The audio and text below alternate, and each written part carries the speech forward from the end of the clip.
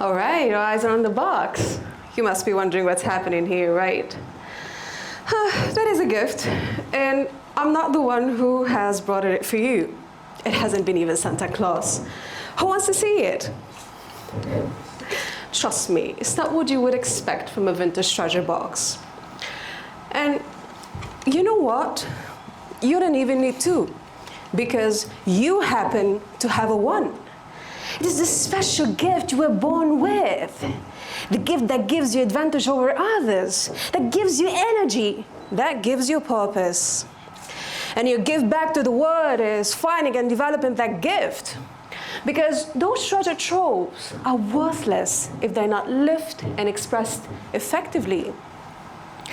It is significant here to note Swami Rama saying, human birth is not an accidental phenomenon. It has a purpose. A human being is born to accomplish a goal. As we grow older, guess what happens? Everybody becomes an expert. Everybody becomes a magician. Everybody decides to decide on you, but you, and what you're supposed to do? Listen and be quiet. We all somewhere and somehow signed an invisible contract. We all have been conditioned to be certain things so we could fit in. I don't know if you've ever been in a situation where you felt like you were not you. We were like a fish out of water, where you felt off and got punched in the gut for doing something which was not core to your self-identity. That's how I felt in summer 2017. High school was over, yay, and it was time for college orientation. What an excitement, right? I clearly remember this conversation me and my mother had the day of application submission. Nawres, art is not for the safe living. Going through law does that for you. You know, it can guarantee you authority, good social status, and a stable income. But one thing my mother forgot to mention, it will not guarantee me happiness. It will not serve my passion. That left quite an impression on me, to be honest, and reminded me of Charles Darwin, who could not silence his pure love for history in a time when his father Robert failed to make him the second doctor of the family.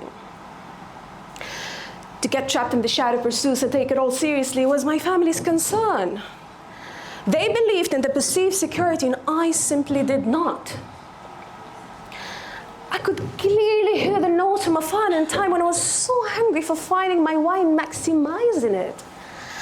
In a time, I knew that something in me had to bubble up. Well, to be fair, my parents did their very absolute best to take care of me. They were hardworking and loving. And they believed in two things, high self-respect and education. But becoming the second version of somebody was a no-go for me. And because there is power in identity, I had to beat the myth and go for what was not approved. You can accept what others tell you what you're supposed to be, or realize your personal potential, right? But you cannot do both. Well, to flash back, the potential of writing spoke to me years ago when I was in high school. We had a big event called English Day, meant for the talented communities. We were encouraged to participate and unleash those hidden potentials. And so with a spirit full of grit, I took part. I felt there could be some talents to demonstrate. Some chose guitar and singing, others acting. I chose writing. Yes, writing. I found it so close to me. There has always been an explained attachment to pens and papers and posting like giving quotes on social media platform that time. So I wrote an article called Dear Government, meant for the chaotic time Tunisia went through after the revolution of Jan 2011, which affected entirely our education, employment, and safety. I wanted to encourage the politicians to rise and do something for the public. Well, perhaps I was too young to fathom that, but ideas emerged and allowed me to construct an intriguing message. We planned for rehearsal, and surprisingly, I was requested to be the presenter of our talented team. The teacher saw in me the talent of presenting. It takes character, confidence, and eloquence, and you have that, she said. Me, a presenter, another rush of happiness covered me, forgetting the scope to do one more thing I love, public speaking. I can say that being a public speaker today and standing on this stage, it's not a coincidence. So I was preparing to give a world-class performance. For that, I spent my days rehearsing the most successful tactiques. I wanted to live the role like a fireball. The event room was overflowing with speakers, leaflets, and decorative tools. It was well organized, and almost all teachers and students were in attendance. Standing on the stage, holding my notes in one hand and microphone in another, while facing the audience, made me feel like I belonged there. I sensed something being liberated. My speech echoed in the hall, and what a sense of achievement for a 15-year-old girl. When the audience stood up and broke into applause, something again clicked inside, and the ambition started taking root. The heart wants what it wants. My heart longs to help you, to make an international impact. Today I can proudly say that I fought for what I'm truly aligned with. And if I have to crawl, I will still do it. So here's my question for you. What makes your heart sink? Today most people are confused. They lack that sense of purpose. They cannot reach their potentials because they simply have no idea what to shoot for. And that is exactly what makes them miss that spark in the eye. Here's the thing. You will never fulfill your race if you accept what others tell you what you have to be. Samuel Johnson advised us once, almost every man wastes part of his life attempts to display qualities which he doesn't possess. Today, the work you're doing should be the fullest expression of who you are or might become. Or as Abraham Maslow puts it, if you plan on being anything less than what you're truly capable of being, you'll probably be unhappy all the days of your life. And do you know why? Because not living your truth often looks like death. We cannot perceive what the future holds for us, but we should only be afraid of not voicing what has been given to us. Today and right now, you might still be on the lookout, but never really know what is it that you're looking for. You might be asking yourself, how can I find out my special gift and pursue it if I feel that I'm good at nothing? Well, holding the hairbrush in one hand, jumping on the sofa, pretending to be a singer on the stage, or holding a pen and paper in hand, playing it to be a doctor. I believe we all did that, right? I feel like, seriously, am I a psycho? Breathe in and out. Those are not signs and symptoms of a psychological disorder. That's your spirit, your state of being talking to you. The hunches, the goosebumps, the closed doors, the people you meet, the off experiences, all of those are a reminder for you to start digging.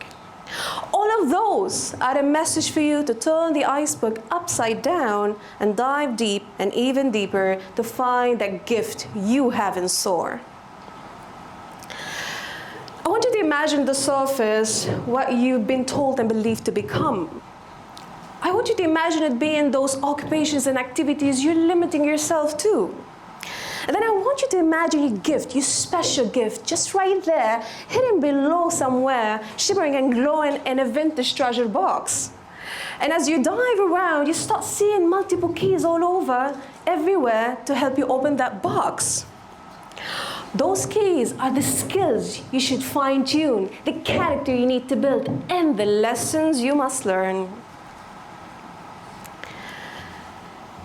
What I've learned the best is that our talents are hidden so that we can get the chance to discover them.